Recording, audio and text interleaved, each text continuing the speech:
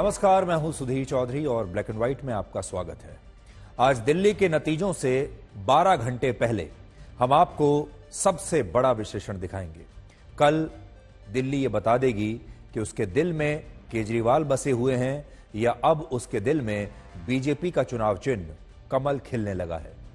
कल जो भी जीतेगा उससे भारत के भविष्य की राजनीति तय होगी और अगर केजरीवाल हार गए तो आम आदमी पार्टी के बुरे दिन शुरू हो सकते हैं। यह पार्टी बिखर भी सकती है और केजरीवाल का एक बड़ा राष्ट्रीय नेता बनने का सपना टूट सकता है। दिल्ली में किए गए सारे एग्जिट पोल्स बीजेपी को पहले ही विजयी घोषित कर चुके हैं। तो कल आपको यह भी पता चलेगा कि एग्जिट पोल करने वाले इन धुरंधर चुनावी एक्सपर्ट्स को कितना ज्ञान है, जनता की नब्ज ये किस हद तक पकड़ पाते हैं और इनकी अपनी विश्वसनीयता क्या है। यानी कल बहुत कुछ दांव पर लगा होगा। आज हम आपको अरविंद केजरीवाल के वो आरोप भी दिखाएंगे जो उन्हें भारी पड़ सकते हैं। केजरीवाल ने आज आरोप लगाया कि बीजेपी ने उसके कई उम्मीदवारों को, आम आदमी पार्टी के कई उम्मीदवारों को 15-15 करोड़ रुपए का ऑफर दिया है कि वो आम आदमी पार्टी छोड़कर बीजेपी में आ जाए। लेकिन अब से 12 घंटों के बाद पूरे देश को, आप सबको यह पता चल जाएगा कि दिल्ली के दिल में क्या है। दिल्ली वालों के दिल में केजरीवाल अब भी बसे हुए हैं या अब उनके दिल में बीजेपी का चुनाव चिन्ह कमल खिल रहा है। आप जानते हैं अब से कुछ दिनों के बाद वैलेंटाइंस डे आने वाला है और वैलेंटाइंस डे का जो दिन होता है वो तो होता ही दिल से जुड़ा हुआ है। उससे पहले ही दिल्ली और दिल्ली के लोग इस वैलेंटाइंस डे पर अपने दिल में किसे खिला रहे हैं यह आपको कल पता चल जाएगा। दिल्ली के दिल में अब भी केजरीवाल हैं या अब उनके दिल में बीजेपी का कमल खिलने लगा है। सिर्फ 12 घंटे आप इंतजार कीजिए और पूरे देश को यह पता चलेगा। दिल्ली भारत की राजधानी है और दिल्ली में 1,56,00,000 वोटर्स हैं और यह नए भारत की सबसे दिलचस्प केस स्टडी है। आप दिल्ली के इन 1.5 लाख वोटर्स को नए भारत का एक सैंपल साइज भी कह सकते हैं। कल दिल्ली में जो भी जीतेगा उससे भारत में भविष्य की राजनीति तय होगी और सबसे बड़ी बात यह है कि अरविंद केजरीवाल का भविष्य तय होगा और आम आदमी पार्टी का भविष्य भी कल तय हो सकता है।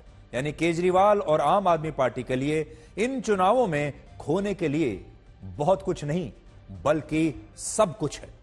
उनका सब कुछ दांव पर लगा हुआ है और अगर कल अरविंद केजरीवाल हार गए तो आने वाले समय में पंजाब में भी आम आदमी पार्टी की सरकार खतरे में आ सकती है। आम आदमी पार्टी विपक्ष में अगर आ गई दिल्ली में तो वो बिखर भी सकती है, वो टूट भी सकती है और इंडिया गठबंधन में भी आम आदमी पार्टी का रुतबा सबसे निचले पायदान पर इसके बाद चला जाएगा, क्योंकि आजकल अरविंद केजरीवाल की राहुल गांधी से भी बनती नहीं, कांग्रेस से उनकी बनती नहीं। और जो अरविंद केजरीवाल कल तक राष्ट्रीय नेता बनने का सपना देखते थे, अपने आप को प्रधानमंत्री मोदी के सबसे बड़े प्रतिद्वंदी के तौर पर पेश करते थे, वो बहुत छोटे से क्षेत्रीय नेता बनकर रह जाएंगे। लेकिन यह सब कुछ तब होगा जब बीजेपी कल आम आदमी पार्टी को चुनाव में हरा देगी, चुनाव में पीछे छोड़ देगी। इसलिए एक बहुत बड़ा लेकिन अभी बीच में है। दूसरी तरफ अगर आप बीजेपी को देखें, बीजेपी के लिए इस चुनाव में खोने के लिए कुछ खास नहीं है। अगर बीजेपी हार भी जाती है तो ज्यादा से ज्यादा लोग यही कहेंगे कि हरियाणा और महाराष्ट्र के बाद केजरीवाल ने बीजेपी के रथ को रोक दिया और अभी कम से कम दिल्ली में बीजेपी को आम आदमी पार्टी को हराने के लिए और 5 साल तक मेहनत करनी पड़ेगी। लेकिन अगर बीजेपी कहीं जीत गई तो यह राष्ट्रीय राजनीति में एक नया मोड़ होगा, जहां से प्रधानमंत्री मोदी हर दिन, हर हफ्ते और हर महीने और ज्यादा मजबूत होते चले जाएंगे और देश की राजनीति में उनका मुकाबला करने का दमखम रखने वाले नेताओं की सूची और छोटी होती चली जाएगी। लेकिन क्या यह सब कुछ इतना आसान है? हमने तो बड़ी आसानी से आपके सामने ये दोनों बातें रख दी कि अगर बीजेपी जीतेगी तो क्या होगा और केजरीवाल जीतते हैं तो क्या होगा। और हमारे लिए ये सिर्फ कहने की बात है, हमने एक विश्लेषण आपके लिए कर दिया। लेकिन असल में क्या ये इतना आसान है? ये बहुत मुश्किल काम है। बीजेपी अगर अरविंद केजरीवाल की पार्टी को हरा दे इस बार तो यह बहुत बड़ी बात होगी, क्योंकि अगर अरविंद केजरीवाल जीत जाते हैं तो फिर राष्ट्रीय राजनीति में उनका कद बहुत ऊपर चला जाएगा। वो राहुल गांधी के सामने ठीक उतने ही बड़े नेता बनकर खड़े हो जाएंगे। आम आदमी पार्टी पहले के मुकाबले कहीं ज्यादा मजबूत हो जाएगी और दिल्ली की जनता क्या चाहती है, उसकी विचारधारा क्या है, दिल्ली की जनता के सिद्धांत क्या है, दिल्ली की जनता मतलब नए भारत का इतना बड़ा सैंपल साइज यह तय कर देगा कि अब भारत में आने वाले वर्षों में चुनाव किन मुद्दों पर लड़े जाएंगे, किन मुद्दों पर जीते जाएंगे और किन मुद्दों पर हारे जाएंगे। यह एक नया टेम्पलेट बनेगा, यह एक नया बिजनेस मॉडल बनेगा जो कल पूरा देश दिल्ली के नतीजों के बाद जान पाएगा। यह मत सोचिएगा कि दिल्ली में कल जो कुछ होगा वो सिर्फ दिल्ली तक सीमित रहेगा, यह पूरे देश में फैलेगा। देश के हर राज्य में इसी तरह के बिजनेस मॉडल चुनाव जीतने के आपको देखने को इसके बाद मिलेंगे। इसलिए कल का चुनाव भारत की राजधानी दिल्ली में बहुत महत्वपूर्ण होने वाला है। दिल्ली में किए गए सारे एग्जिट पोल्स बीजेपी को पहले ही विजयी घोषित कर चुके हैं, तो कल आपको यह भी पता चलेगा कि एग्जिट पोल करने वाले इन बड़े बड़े धुरंधर चुनावी एक्सपर्ट्स को असल में चुनावों का कितना ज्ञान है, इन्हें जनता की नब्ज की कितनी समझ है, इनकी अपनी विश्वसनीयता क्या है। क्योंकि हाल के दिनों में आपने देखा होगा कि हर बार एग्जिट पोल्स गलत साबित हो रहे हैं। इसलिए कल एक बार और देखिए, और हम तो आपको लगातार कह रहे हैं कि एग्जिट पोल्स पर पूरी तरह से विश्वास मत कीजिए। एग्जिट पोल्स को मनोरंजन के लिए देखिए, एग्जिट पोल्स को इसलिए देखिए कि चलिए देखते हैं क्या दिलचस्प आंकड़े आ रहे हैं। बाकी जो सबसे विश्वसनीय आंकड़ा है वो तो आपका आंकड़ा है। वो आंकड़ा जो आपकी उंगली ने दबाया होगा वही आंकड़ा देश की दिशा तय करेगा। इस बार सारे एग्जिट पोल्स का औसत अनुमान यह है कि दिल्ली में बीजेपी को 41, आम आदमी पार्टी को 28 और कांग्रेस को 1 सीट मिल सकती है। सारे जितने एग्जिट पोल हुए हैं उन सब का एक औसत हमने निकाला है, और औसत यह आता है जिससे यह पता चलता है कि बीजेपी आराम से नहीं, बहुत ही ज्यादा आराम से अपनी सरकार बना रही है 41 सीटों के साथ, और आम आदमी पार्टी 28 सीटों पर सिमट जाएगी, कांग्रेस 1 सीट, और आम आदमी पार्टी का वोट शेयर 10% तक कम होकर 53% से गिरकर 43% हो सकता है, और बीजेपी का वोट शेयर 10% बढ़कर 38 से 48% हो सकता है। यानी जो 10% वोट आम आदमी पार्टी के कट रहे हैं ये सीधे बीजेपी के खाते में जा रहे हैं।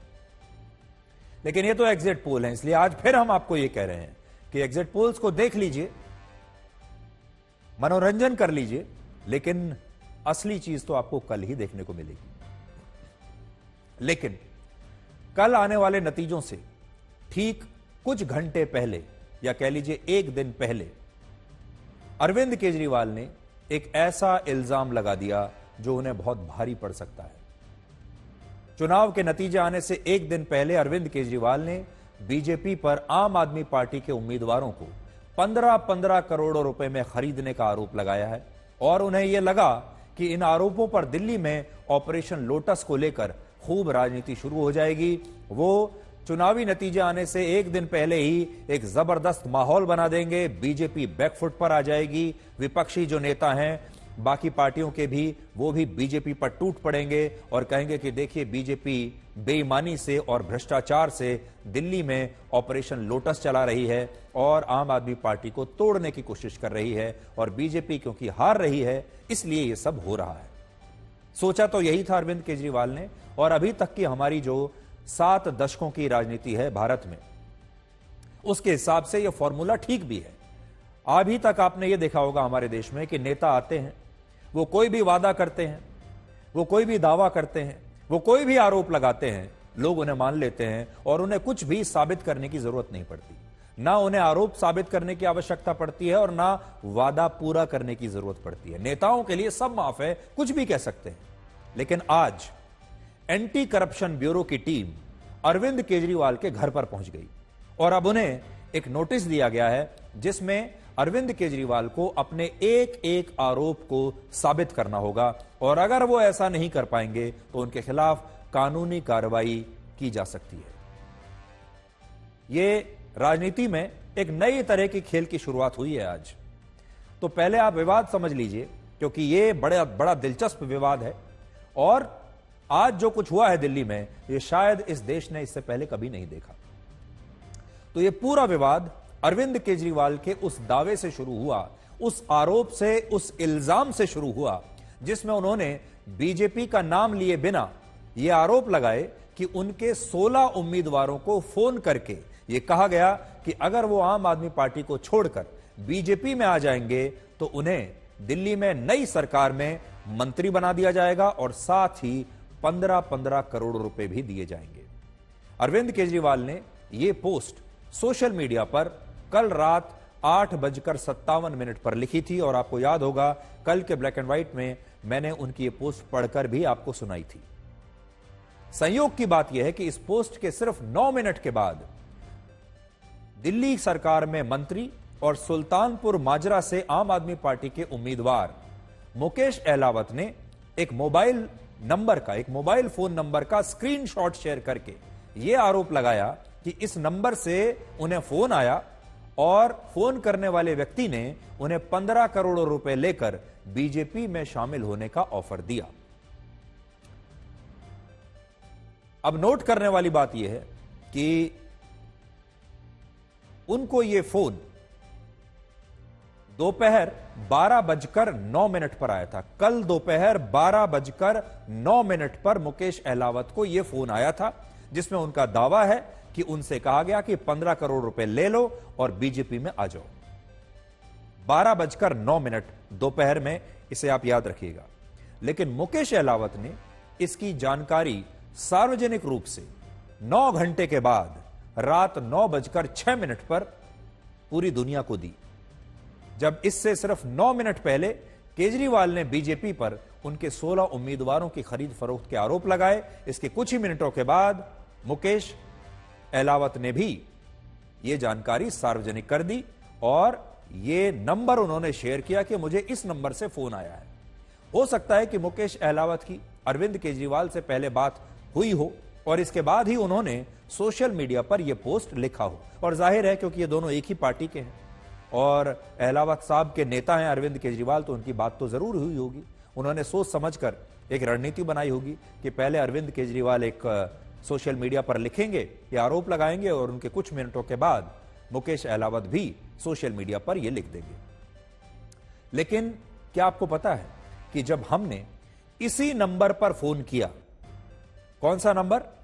वो नंबर जिस पर मुकेश अहलावत यह दावा कर रहे हैं कि इस नंबर से मुझे फोन आया और 15 करोड़ रुपए का ऑफर दिया, और उन्होंने उस नंबर को उसका स्क्रीनशॉट शेयर किया था। तो हमने भी उस स्क्रीनशॉट को देखा, उसमें एक नंबर लिखा हुआ है, आप भी देख सकते हैं। मैं बड़ी स्क्रीन पर आपको दिखाता हूं, देखिए ये नंबर है और इसमें संकोच की कोई आवश्यकता नहीं है क्योंकि उन्होंने, मुकेश अहलावत ने खुद ही इस नंबर को शेयर किया है सोशल मीडिया पर कि मुझे इस नंबर से फोन आया है। समय भी इसमें लिखा हुआ है 12:09, कल दोपहर 12:09। तो हमें लगा कि चलिए हम भी इस नंबर पर फोन करके देखते हैं कि यह व्यक्ति कौन है और किसने मुकेश अहलावत को 15 करोड़ रुपए ऑफर दिए। तो हमने इसी नंबर पर फोन लगाया तो उधर से एक व्यक्ति ने फोन भी उठा लिया, फोन की घंटी बज रही थी, फोन उठा लिया और उस व्यक्ति ने हमें बताया कि यह कॉल उसने नहीं बल्कि मुकेश अहलावत ने की थी।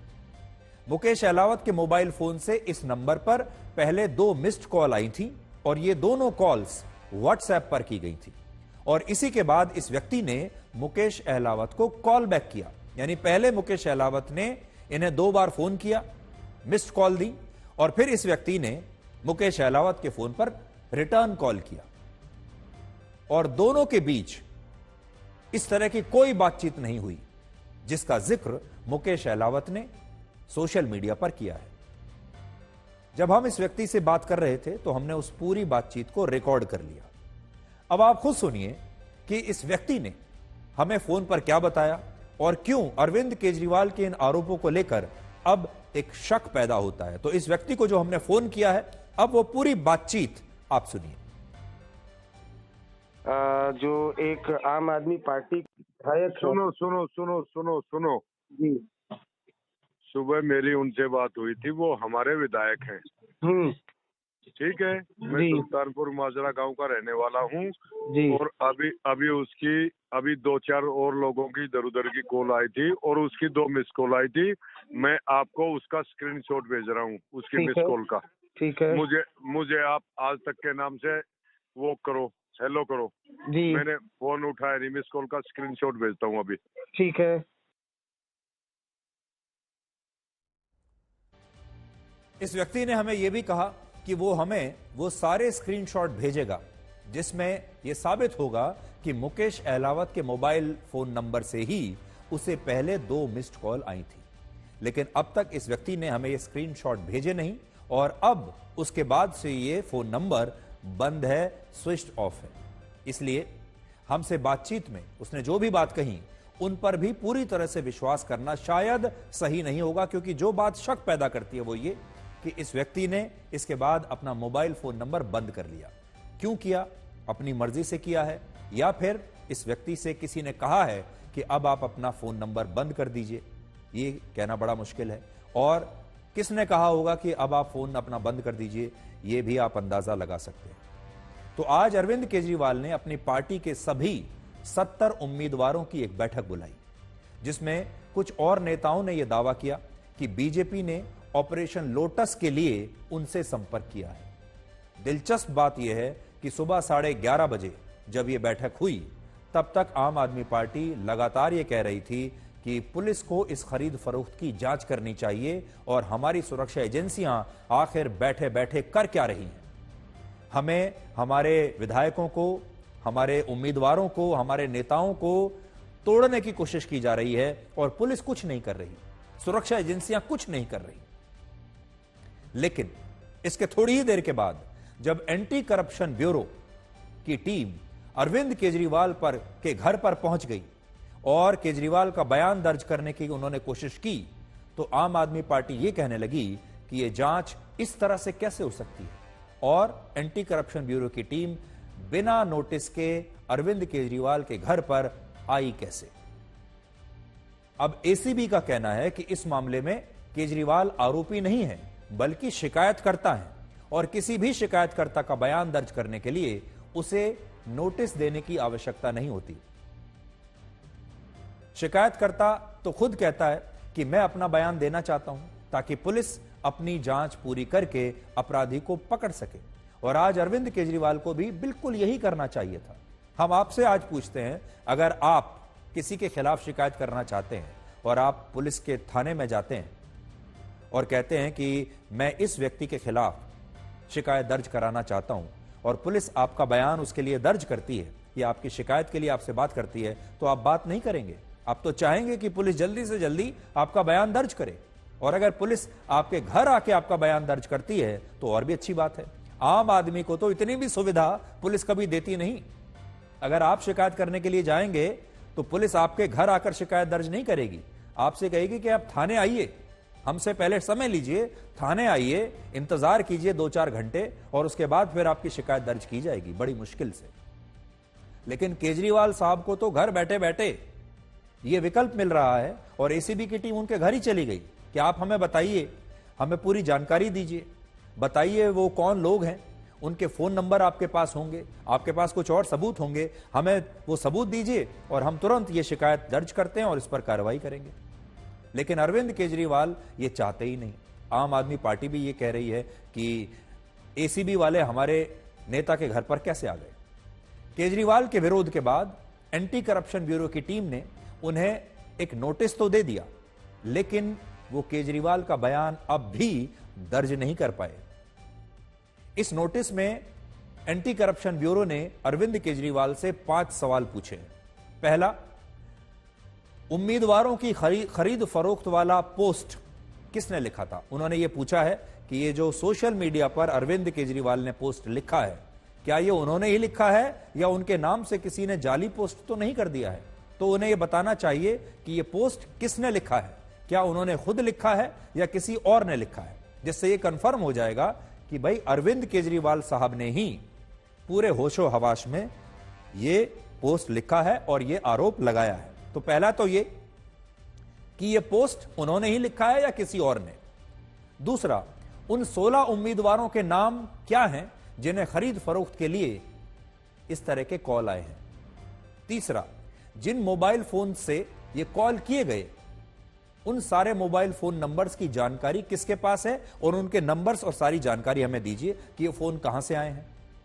चौथा, आम आदमी पार्टी ने सोशल मीडिया पर अपने उम्मीदवारों की खरीद फरोख्त के जो आरोप लगाए हैं उन आरोपों के क्या कोई सबूत उनके पास हैं।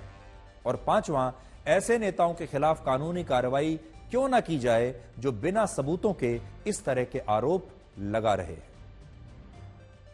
एसीबी की टीम आम आदमी पार्टी के सांसद संजय सिंह का बयान दर्ज करने के लिए भी वहां जाना चाहती थी, जिसके लिए वो खुद एसीबी के दफ्तर पहुंच गए और वहां उन्होंने शिकायत देकर बाकायदा इस मामले की निष्पक्ष जांच करने की अपील की। हालांकि जो शिकायत संजय सिंह ने एसीबी को दी है उसमें ऐसा कुछ नहीं है जो आपको और हमें पता ना हो। उन्होंने अरविंद केजरीवाल के सोशल मीडिया पोस्ट को ही एक तरह से अपनी शिकायत के रूप में कन्वर्ट कर दिया और इन आरोपों के कोई सबूत नहीं दिए। और उन्होंने यह भी नहीं बताया कि वो 16 उम्मीदवार, वो 16 नेता कौन से हैं जिन्हें ये कॉल आए हैं और जिनकी खरीद फरोख्त की पेशकश की गई है। ये पूरा जो है इनका षड्यंत्र है, ये मोदी का षड्यंत्र है, ये अमित शाह का षड्यंत्र है। यहाँ पे ये कुछ नहीं कर रहे, सिर्फ बैठे हुए हैं। इनसे पूछा जाए ये क्यों बैठे हुए हैं? एक पूर्व मुख्यमंत्री का घर है ये, कोई आम आदमी आप कैसे बैठ सकते हो यहाँ पे? इस तरीके से ये कानून की धज्जियां उड़ा रहे। अगर ये थोड़ी देर में नहीं गए तो हम इनकी शिकायत ऊपर करेंगे। कुछ नहीं दिखाया इन्होंने, कुछ नहीं दिखा रहे, इन्होंने धत्ता बना दिया कानून का। पिछले आधे घंटे से जो एसीबी टीम आई हुई है, ये यहाँ बाहर जो साइड वाली गुमटी इसमें बैठे, ना उनके पास कोई पेपर है, ना उनके पास कोई इंस्ट्रक्शन है।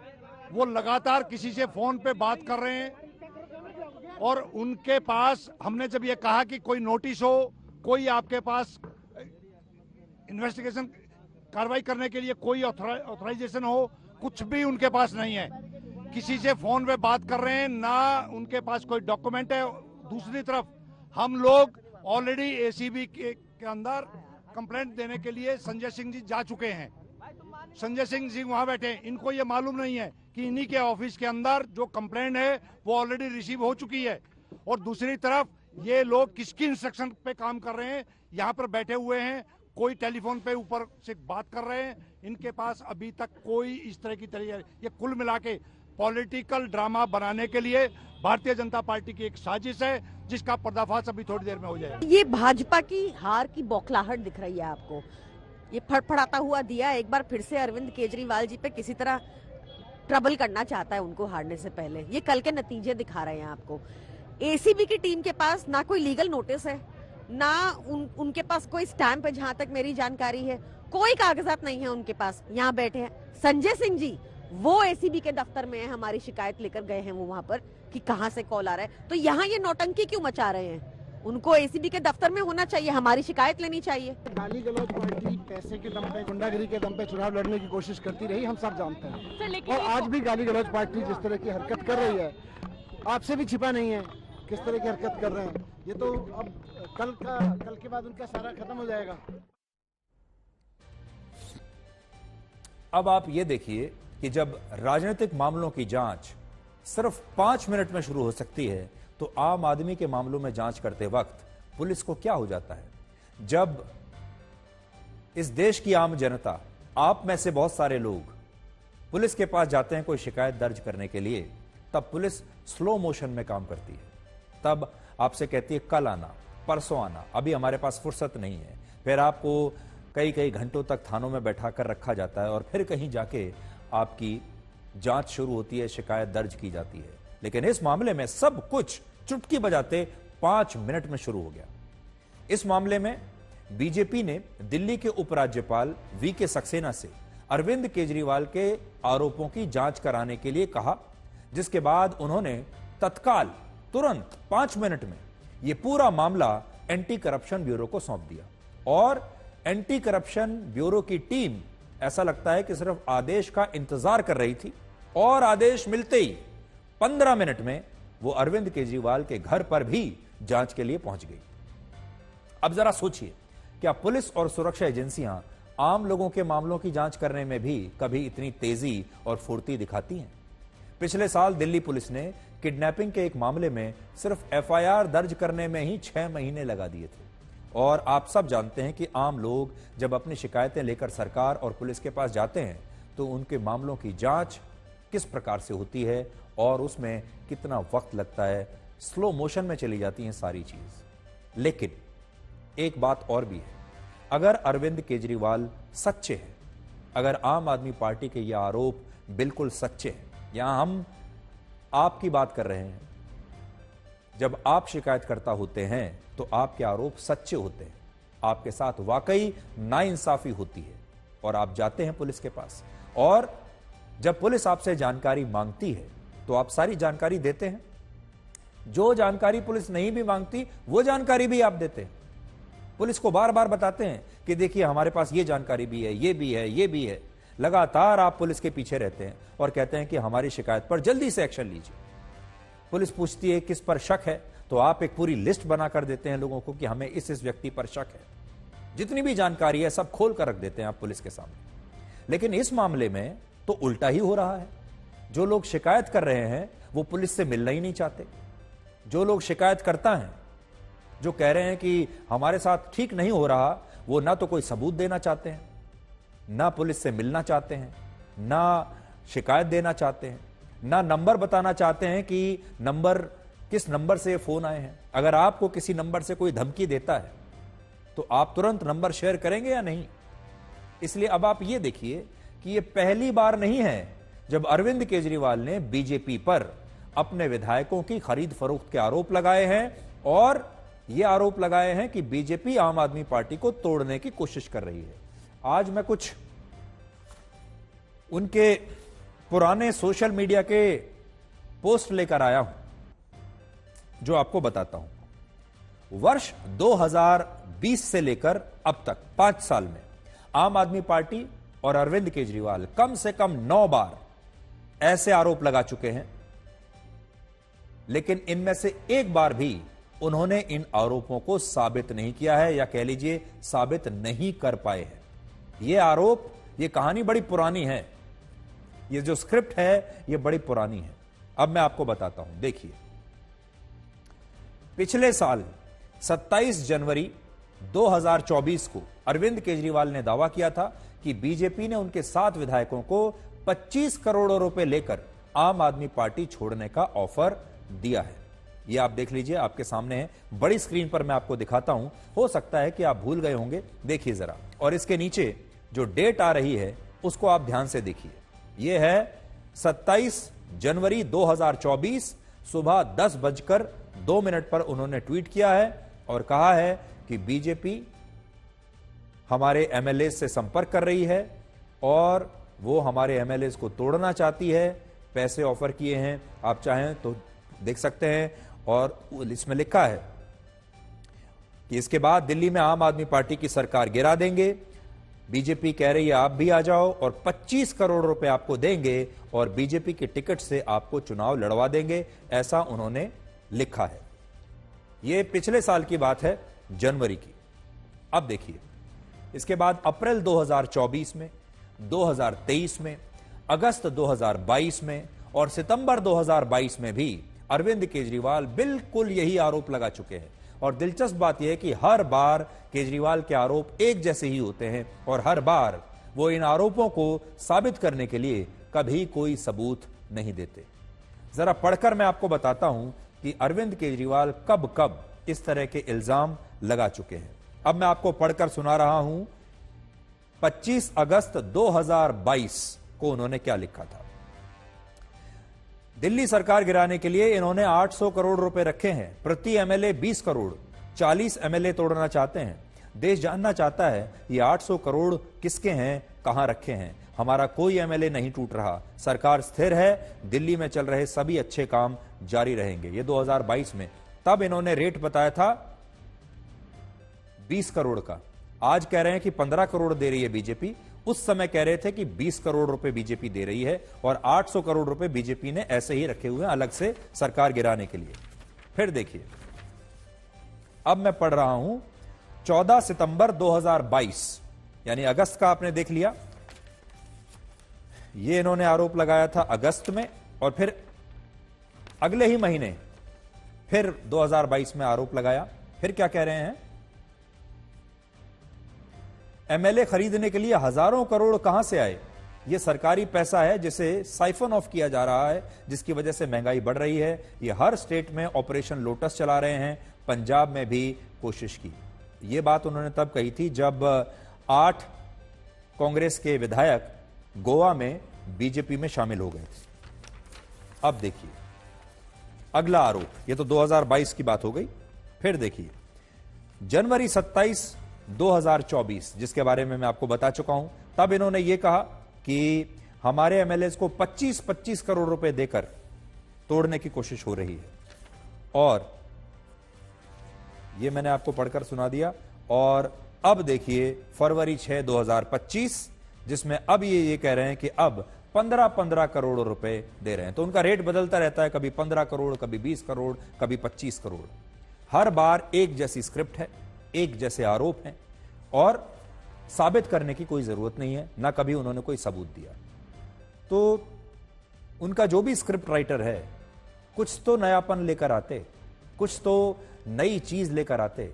ये एक ऐसी फिल्म है जिसे दर्शक देखते देखते अब बोर हो चुके हैं, और जो लेखक है उस फिल्म का, जो निर्देशक है उस फिल्म का, वो अपनी स्क्रिप्ट बदलने के लिए तैयार ही नहीं है।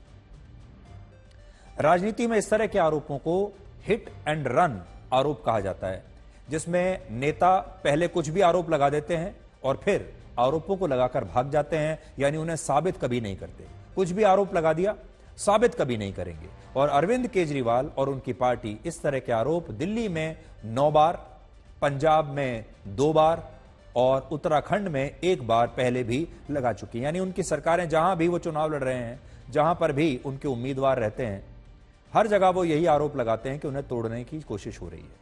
सबसे बड़ी बात यह है कि वर्ष 2015 में आम आदमी पार्टी के पूर्व विधायक राजेश गर्ग ने खुद ही आरोप लगाया था कि अरविंद केजरीवाल ने बीजेपी के दिवंगत नेता अरुण जेटली और केंद्रीय मंत्री नितिन गडकरी के नाम से अपनी पार्टी के विधायकों को प्राइवेट नंबर से फोन करवाए और उन्हें 10 करोड़ रुपए लेकर पार्टी बदलने का ऑफर दिया। यानी उनका यह कहना था कि केजरीवाल खुद ऐसे फोन करवा रहे हैं अपने विधायकों को, और बाद में वो इसे एक बड़ा राजनीतिक मुद्दा बनाने की कोशिश करते हैं। आज हम ये नहीं कह रहे कि राजेश गर्ग के आरोप पूरी तरह से सही होंगे या फिर अरविंद केजरीवाल झूठ बोल रहे हैं। हम कैसे कहें कि झूठ बोल रहे हैं? ये तो जांच का विषय है, जांच से पता चलेगा कि कितनी सच्चाई है। लेकिन इससे आप ये जरूर समझ पाएंगे कि ऐसे आरोप लगाने के मामलों में अरविंद केजरीवाल और उनकी पार्टी का जो पुराना रिकॉर्ड है वो कोई खास अच्छा नहीं है। और आज भी अगर आप देखें तो एंटी करप्शन ब्यूरो जांच करने के लिए केजरीवाल का बयान लेने के लिए जब आई थी, तो केजरीवाल ने ना तो बयान दिया और ना ही एसीबी को कोई सबूत दिया। अब आप एक बार 10 साल पुराना राजेश गर्ग का यह बयान सुनिए अरविंद केजरीवाल के बारे में। टेलीफोन कॉल्स रात को लेट नाइट, सुबह सभी एमएलए को आ रही थी। मुझे भी आई थी कि अरुण जेटली साहब के ऑफिस से बोल रहे हैं और 10 करोड़ रुपए आपको दे देंगे यदि आप बीजेपी को सपोर्ट करते हैं। तो मैंने उस नंबर का स्क्रीनशॉट लिया और एक कंप्लेंट बना के रात को ही पुलिस को कॉल किया और उनको इन्फॉर्म किया और कंप्लेंट सबमिट कर दी। तो उस दौरान बहुत सारे लोगों ने रिकॉर्डिंग सुनवाई थी अरविंद जी की मौजूदगी में कि साहब ये फोन आया, तो उन्होंने उसको हंस के टाल दिया। हमारी सरकार बन गई तो पुलिस ने उसको इन्वेस्टिगेट किया और इन्वेस्टिगेशन के दौरान उन्होंने एक आदमी को पकड़ा। जब जैसे ही आदमी को पकड़ा जिसका वो प्राइवेट नंबर था, तो मुझे जो अरविंद जी मुख्यमंत्री थे तो उनके जो पीए, आज जो पी हैं वो भी पीए उस समय भी वही थे, मिस्टर विभव कुमार, उनका फोन आया सुबह सुबह, भाई साहब वो जो आपने कोई कंप्लेंट की थी क्या वो जो 10 करोड़ रुपए की ऑफर के बारे में हाँ की थी, बोला वो हमारे आदमी को बहुत पुलिस परेशान कर रही है, आप जरा उस मामले को परस्यू मत करना। ठीक है देखते। और उसके थोड़ी देर बाद ही संजय सिंह जी का फोन आया कि उस कंप्लेंट को विड्रॉ कर लो। कंप्लेंट तो मैंने विड्रॉ नहीं की, लेकिन इन लोगों ने मैनेज किया और पुलिस से उस आदमी को छुड़वा लिया। उस दौरान सारी की सारी कॉल अरविंद जी के सहमति से उनके लोगों द्वारा कराई गई थी, प्राइवेट नंबर से, अननोन नंबर से, और बाद में वो एक्सपोज हो गए थे। अब अगर कल के नतीजों में अरविंद केजरीवाल हार जाते हैं तो इसका एक कारण उनकी ये राजनीति भी होगी, जिसे अब शक की नजरों से लोग देखने लगे हैं। देखिए, इसीलिए हम बार बार ये कह रहे हैं कि कल जो कुछ होने वाला है उससे बहुत सारी चीजें स्पष्ट होंगी। अगर कल आम आदमी पार्टी जीतती है तो उससे यह साबित होगा कि दिल्ली की जनता अरविंद केजरीवाल के आरोपों पर विश्वास करती है। दिल्ली की जनता यह मानती है कि वो भ्रष्ट नहीं है। दिल्ली की जनता यह मानती है कि उन पर सारे आरोप गलत लगाए गए हैं, उन्हें फंसाने की कोशिश हो रही है। और दिल्ली की जनता वाकई में इस बात पर विश्वास करती है कि अरविंद केजरीवाल के नेताओं को और उनके विधायकों को वाकई में तोड़ने की कोशिश हो रही है। लेकिन अगर वो हार गए तो यह भी स्पष्ट हो जाएगा कि दिल्ली की जनता को अब उन पर यकीन नहीं है, उन पर विश्वास नहीं है, और जिस प्रकार की हिट एंड रन पॉलिटिक्स वो करते हैं उससे अब दिल्ली की जनता उकता चुकी है और वो केजरीवाल से छुटकारा पाना चाहती है। तो कल पता चलेगा कि जनता क्या वाकई केजरीवाल से छुटकारा पाना चाहती है या नहीं। भारत में आरोप लगाकर भाग जाने वाली राजनीति केजरीवाल ने काफी हद तक शुरू की थी, जिससे लोगों में उनकी इस राजनीति की गंभीरता समय के साथ साथ कम होती चली गई। लोग एक बार यकीन कर सकते हैं, 2 बार यकीन कर सकते हैं, लेकिन बार बार नहीं कर सकते। हर कुछ महीनों के बाद अगर आप कोई ऐसा आरोप लगाएंगे और सबूत देंगे नहीं तो फिर लोग भी यकीन करना बंद कर देते हैं। और अब ऐसा समय आ गया है जब अरविंद केजरीवाल कोई आरोप लगाते हैं तो आम आदमी पार्टी को छोड़कर हर कोई उन्हें सबसे पहले शक की निगाह से ही देखता है। हाल ही में उन्होंने यमुना नदी में हरियाणा की बीजेपी सरकार पर जहर मिलाने का आरोप लगाया था और कहा था कि दिल्ली जल बोर्ड के इंजीनियर्स अगर इस पानी को बॉर्डर पर नहीं रोकते तो दिल्ली में कई लोगों की जान चली जाती इस जहरीले पानी को पीकर। लेकिन जब चुनाव आयोग ने उनसे पूछा कि इस आरोप के सबूत दीजिए तो वो इसका कोई सबूत दे नहीं पाए। वो नहीं बता पाए कि उन्होंने ये आरोप क्यों लगाया है। और भी बहुत सारे आरोप हैं इससे पहले भी।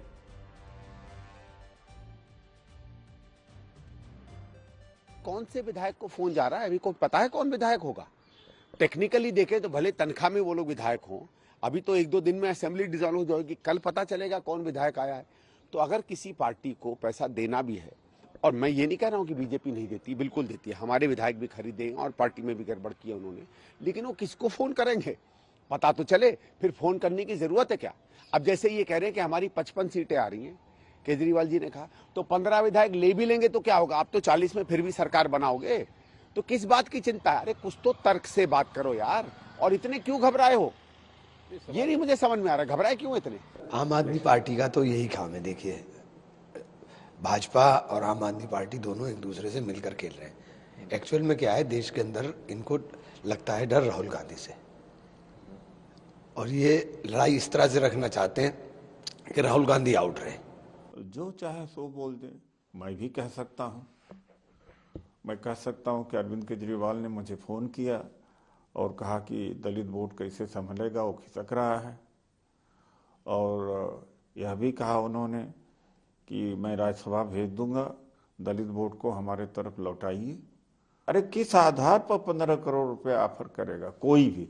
अरे कोई जब काउंटिंग के टाइम में अगर लीड हो जाए तो, या जीत जाए तो, उसके पहले कौन जीता कौन हारा, कौन दे रहा 15 करोड़ रुपया? ये नहीं चलेगा कि आप कुछ भी बकवास करेंगे और उसका परिणाम आप नहीं भुगतेंगे। आपने जो आरोप लगाए हैं घटिया बेबुनियाद हैं। अगर आपके पास तथ्य हैं तो रखिए, नहीं तो फिर इसका परिणाम भुगतने के लिए तैयार रहिए। और मैं बार बार कह रहा हूँ, आप जिस तरह की घटिया राजनीति करते हैं, दिल्ली वाले इस राजनीति को पसंद नहीं करते। हर चुनाव से पहले, चाहे निगम का चुनाव हो, लोकसभा का चुनाव हो, आपका ये प्रोपेगेंडा चालू हो जाता है। लेकिन दिल्ली की जनता इस बात को पसंद नहीं करती, और हम कह रहे हैं आपने जो झूठ लूट की राजनीति दिल्ली में की है अब नहीं चलेगी, आपको जवाब देना पड़ेगा। तथ्य रखिए, सबूत रखिए, नहीं तो जो परिणाम है उसको भुगतने के लिए तैयार रहिए। सर ये भी वैसे आपको ये भी याद होगा कि दिल्ली में धरने वाली राजनीति जो है वो अरविंद केजरीवाल ने शुरू की थी और वो बात बात पर धरने पर बैठ जाया करते थे। अब अगर कल अरविंद केजरीवाल चुनाव हार जाते हैं, उनकी पार्टी सत्ता से बाहर हो जाती है, तो आप सब तैयार रहिएगा, हो सकता है कि अरविंद केजरीवाल कल दोबारा से धरने पर बैठ जाएं, चुनाव आयोग पर आरोप लगाने लगें, वोटिंग पर आरोप लगाने लगें कि वोटिंग जो है, जो आंकड़े आ रहे हैं उसमें कुछ गड़बड़ की गई है, ईवीएम पर आरोप लगाने लगें, बीजेपी पर आरोप लगाने लगें और यह बताने लगें कि उन्हें जानबूझकर एक बहुत बड़ा षड्यंत्र करके उन्हें हराया गया है। इसलिए अगर वो हार जाते हैं तो उनके धरने का पूरा देश इंतजार करेगा और हो सकता है कल ही वो वापस धरने पर बैठ जाएं और उसके बाद इस देश की पूरी व्यवस्था जो है उस पर गंभीर आरोप लगाने लगे। यह हम आपको आज ही बता रहे हैं कि आप भी उनका नया धरना देखने के लिए अभी से अपने आप को तैयार कर लीजिए। और अब से कुछ देर पहले चुनाव आयोग ने दिल्ली में जो मतदान हुआ, वोटिंग हुई, उसके अंतिम आंकड़े जारी कर दिए हैं और जो अंतिम आंकड़े आए हैं उसके मुताबिक दिल्ली में इस बार 60.54% मतदान हुआ है, जो पिछली बार से 2% कम है। तो एक बात तो ये आप देख लीजिए, पिछली बार से 2% वोटिंग कम हुई है दिल्ली में, जो ये बताती है कि दिल्ली के जो वोटर्स हैं वो इस बार चुनाव को लेकर उत्साहित नहीं थे और कम लोगों ने वोट डाला है। दिल्ली के 1,56,00,000 वोटर्स में से इस बार 61,62,000 वोटर्स ने अपना वोट डाला ही नहीं। और सोचिए, ये सारे वो वोटर्स हैं जिन्हें भारत का सबसे जागरूक, सबसे पढ़ा लिखा वोटर्स माना जाता है। इसके अलावा 83,76,000 पुरुष वोटर्स में से 50,42,000 पुरुष वोटर्स ने अपना वोट डाला और पुरुषों का वोटिंग परसेंटेज था 60.2%, जबकि महिलाओं का वोटिंग परसेंटेज इससे ज्यादा रहा। जैसा मैंने आपको कहा, पुरुषों का वोटिंग परसेंटेज है 60.2% और महिलाओं का वोटिंग परसेंटेज रहा 60.9%। महिलाओं ने पुरुषों से मामूली सा वोट ज्यादा डाला है और इस बार 72 लाख महिला वोटर्स में से 44 लाख महिला वोटर्स ने अपना वोट डाला। इसलिए बड़ा सवाल यह है कि महिलाओं को मुफ्त की रेवड़ियां सभी पार्टियां दे रही थी, लेकिन महिलाओं ने इनमें से किस पार्टी की रेवड़ी को चुना होगा, यह बड़ी दिलचस्प बात है। उन्हें केजरीवाल से हर महीने 2100 रुपए चाहिए या बीजेपी से 2,500 रुपए चाहिए, दिल्ली की महिलाएं जो हैं वो अपना फैसला कल आपको सुना देंगी। अब हम आपको यह बताएंगे कि वो 12 फैक्टर्स कौन से हैं जिनके कारण बीजेपी की प्रचंड बहुमत का अनुमान लगाया जा रहा है। अगर बीजेपी जीतती है तो कैसे, इसके बड़े कारण क्या हो सकते हैं। पहला है मोदी की गारंटी और लोगों का ब्रांड मोदी पर भरोसा, यानी मोदी ने अगर कह दिया कि हम ये योजना लाएंगे, ये वेलफेयर स्कीम लाएंगे, तो लोगों को विश्वास है कि बीजेपी ऐसा करेगी ही। दूसरा, बीजेपी के डबल इंजन को मौका देने की इच्छा। लोगों को समझ में आ गया कि अगर दिल्ली में बीजेपी की सरकार होगी और केंद्र में भी मोदी सरकार होगी तो उन्हें ज्यादा डबल फायदा मिलेगा, डबल विकास मिलेगा। तीसरा, बीजेपी का माइक्रो मैनेजमेंट और उनकी बूथ स्तर की जबरदस्त प्लानिंग, यानी बीजेपी जो है काडर बेस्ड पार्टी है और उनका जो काडर है वो ये सुनिश्चित करता है कि उनका हर वोटर घर से निकले और बीजेपी का काडर लोगों को घर से बाहर निकालकर उनको वोटिंग बूथ तक पहुंचाता है और सुनिश्चित करता है कि लोग वोट करें।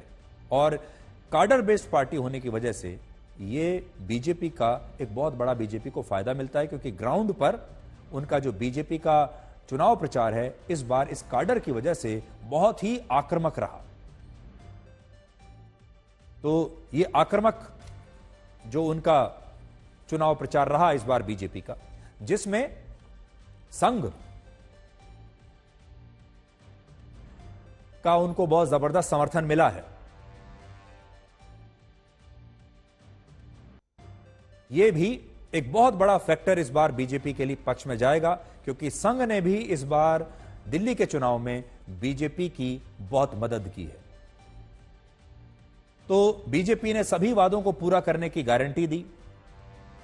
बूथ स्तर पर उनकी प्लानिंग और कार्यकर्ताओं से प्रधानमंत्री मोदी का सीधा संवाद हुआ है। और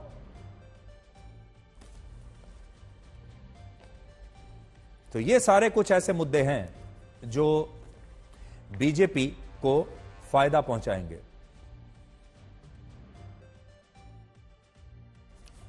तो अब 12 घंटे का इंतजार है। आप 12 घंटे इंतजार कीजिए। कल टीवी के सामने बैठिएगा या अपने मोबाइल फोन की स्क्रीन के सामने रहिएगा और आपको पता चल जाएगा कि दिल्ली के 1.5 करोड़ वोटर्स ने क्या बताया है, उनके दिल में किसका राज चलता है। अब हम आपको महाकुंभ में लेकर चलते हैं जल्दी से, क्योंकि इसके तीनों शाही स्नान यानी जो अमृत स्नान है वो भले ही समाप्त हो गए हों, लेकिन महाकुंभ का क्रेज अभी तक खत्म नहीं हुआ है। महाकुंभ पर दुष्प्रचार करने वालों को दरकिनार करके लाखों लोग पवित्र स्नान करने के लिए अब भी हर दिन प्रयागराज पहुंच रहे हैं। आज महाकुंभ में आग लगने की एक घटना हुई जिसमें जान माल का तो नुकसान नहीं हुआ, लेकिन कुछ सनातन विरोधियों को दुष्प्रचार करने का एक और मौका मिल गया। दुर्घटना के बाद कुछ लोगों ने कहा कि महाकुंभ को किसी की नजर लग गई है और ये वही लोग हैं जो चाहते हैं कि सनातन के इस महाआयोजन में लोग न आए। लेकिन सच यह है कि 13 जनवरी से लेकर अब तक 40 करोड़ 68 लाख लोग महाकुंभ में स्नान कर चुके हैं और केवल आज के दिन ही 94 लाख लोगों ने महाकुंभ में स्नान किया है। ऐसा माना जा रहा है कि अमृत स्नान के समाप्त होने के बाद श्रद्धालुओं को आना कम हो जाएगा, लेकिन आज महाकुंभ में श्रद्धालुओं की भीड़ देखकर ऐसा लगता है जैसे लोगों की प्लानिंग शायद ये रही कि वो अमृत स्नान खत्म होने के बाद ही वहां पर जाना चाहते हैं। अभी तक तीनों अमृत स्नान में कुल मिलाकर 14 करोड़ श्रद्धालुओं ने स्नान किया है। इसमें मकर संक्रांति को 3 करोड़ 50 लाख, मौनी अमावस्या पर 8 करोड़ और वसंत पंचमी पर 2 करोड़ 57 लाख श्रद्धालुओं ने स्नान किया। 2 फरवरी को तीसरा और आखिरी अमृत स्नान समाप्त होने के बाद से अब तक 4 करोड़ 67 लाख लोग महाकुंभ में स्नान कर चुके हैं। इससे पता चलता है कि महाकुंभ पर उसे किसी की नजर नहीं लगी है, बल्कि श्रद्धालुओं में महाकुंभ के दिव्य अनुभव की उत्सुकता और ज्यादा बढ़ गई है। अब आप ये रिपोर्ट देखिए।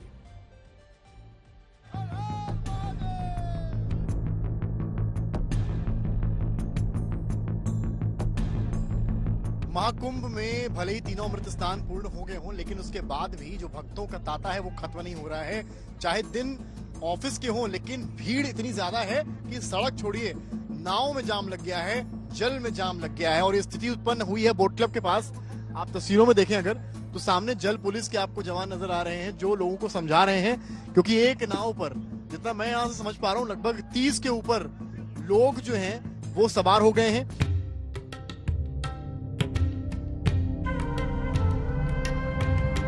अब लाइन देखेंगे, इस कतार को देखेंगे तो आप समझेंगे कितनी लंबी कतार है जिसमें ये भक्त लेटे हुए हनुमान जी की ओर बढ़ रहे हैं। शाम का समय है।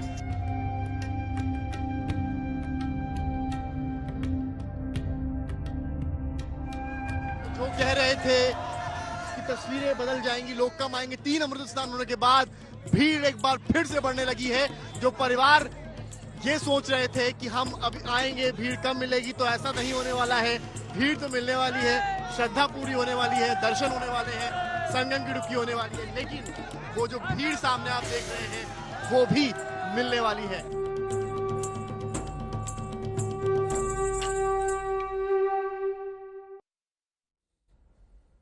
तो अभी तक अगर आप महाकुंभ में नहीं जा पाए हैं, ये पवित्र स्नान नहीं कर पाए हैं, तो अभी भी समय है, आप जा सकते हैं।